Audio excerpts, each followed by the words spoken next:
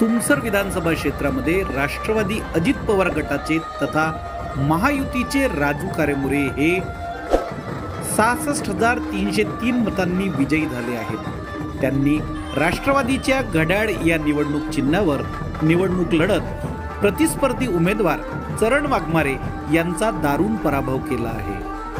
तुमसर शहरात त्यांच्या विजयाची जंगी रॅली काढण्यात आली।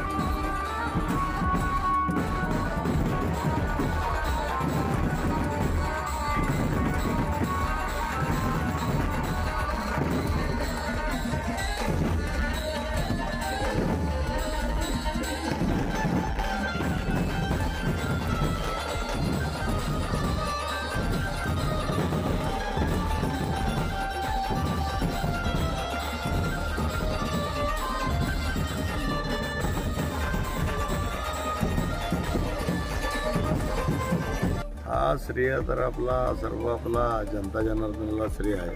त्याच्यानंतर आमचे महायुतीचे सर्व नेते मंडळी आहेत सर्व, आणि त्यानंतरही इतरही पक्षातले सर्व नेते मंडळी आहेत, त्यांना सर्वांना हा श्रेय जातो। आणि खास करून आमच्या परिवारातल्या लोकांना, म्हणजे माझ्या वडिलाला, माझ्या पत्नीला, मुलाबाळांना, भावांना, मित्रमंडळींना, म्हणजे हा सर्वांना श्रेय जातो। आम्ही ज्यावेळेस प्रचाराला घुमत होता किंवा त्याच्यापूर्वी तर जे कल्याणकारी योजना महाराष्ट्र शासनाने किंवा महायुतीच्या सरकारने राबवलेली आहे, ते कल्याणकारी योजना कुठे ना कुठे लोकांच्या मनात त्या योजनेने जागा बनवलेली आहे। आणि त्यामुळे आपण बघत असाल का महाराष्ट्रातलंही चित्र आज वेगळा दिसत आहे। म्हणजे आपल्या विधानसभेतला तर आहेच, परंतु महाराष्ट्राचं चित्र वेगळा दिसत आहे।